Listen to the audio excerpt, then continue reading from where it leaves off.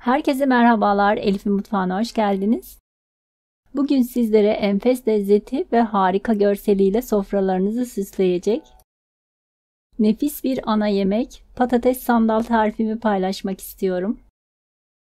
Kanalıma abone değilseniz yeni tariflerimden haberdar olabilmek için abone olup zil tuşuna basarak bildirimleri açmayı unutmayınız.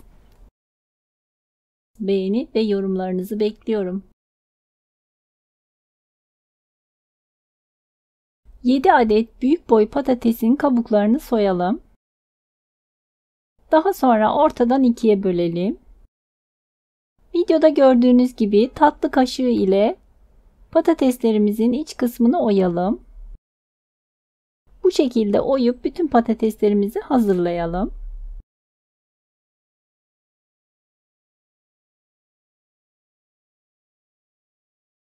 Daha sonra bir kasenin içerisine 2-3 yemek kaşığı kadar sıvı yağ alalım. Patateslerimizin her iki tarafını da fırça ile güzelce yağlayalım. Ve yağlanmış tepsiye yerleştirelim. Daha sonra 200 derecelik ısınmış fırında yaklaşık 15 dakika kadar hafifçe kızarana dek fırına verelim. Patateslerimiz kızarırken bu sırada iç harcımızı hazırlayalım. Tavanın içerisine 2-3 yemek kaşığı kadar sıvı yağ aldım. Üzerine 1 yemek kaşığı kadar tereyağı ekleyip eritelim. 1 adet orta boy kuru soğanı küçük küçük doğrayıp üzerine ekleyelim. Ve birkaç dakika kadar soğanımızı kavuralım. Hafifçe pembeleşmiş olan soğanın üzerine yarım kilo kadar tavuk bonfileyi küçük küpler halinde doğrayarak ekleyelim. Ve harlı ateşte birkaç dakika kadar karıştırarak kavuralım.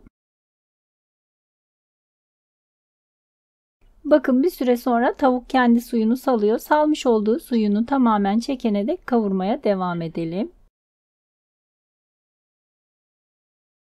Daha sonra üzerine küçük küpler halinde doğradığımız küçük boy kırmızı kapya biber ve 2 adet sivri biberi ekleyelim.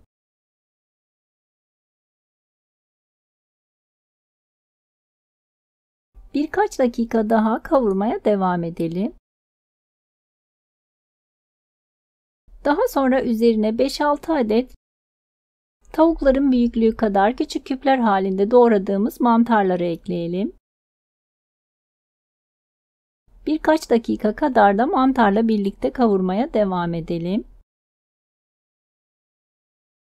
Daha sonra 2-3 diş doğranmış sarımsak ve 2 adet orta boy domatesin kabuklarını soyarak küçük küpler halinde doğrayıp üzerine ekleyelim.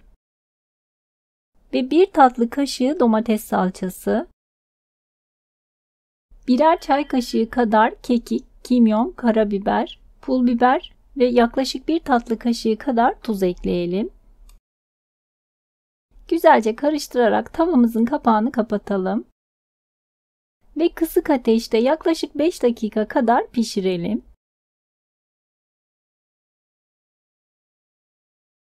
Ve 5 dakikanın sonunda iç harcımız hazır. Ocaktan alalım.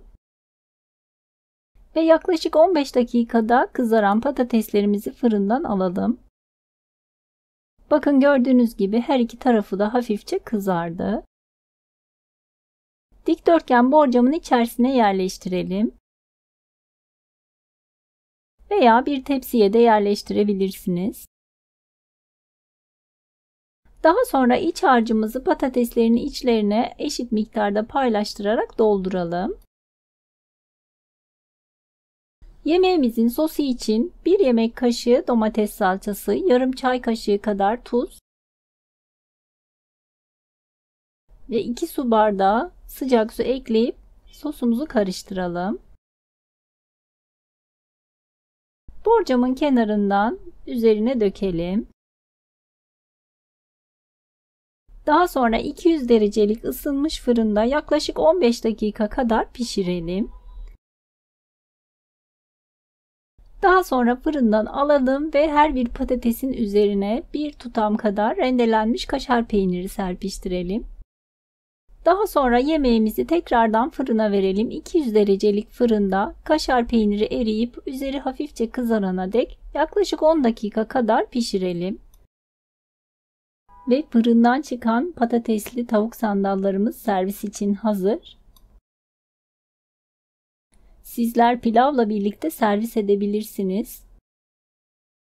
Bakın videoda da gördüğünüz gibi lokum gibi pişti ve patatesleri kızartmadığımız için çok hafif ve çok lezzetli oldu. Umarım sizler de dener ve beğenirsiniz. Yeni tariflerimden haberdar olabilmek için kanalıma abone olup zil tuşuna basarak bildirimleri açmayı unutmayınız. Beğeni ve yorumlarınızı bekliyorum. Videomu izlediğiniz için teşekkürler.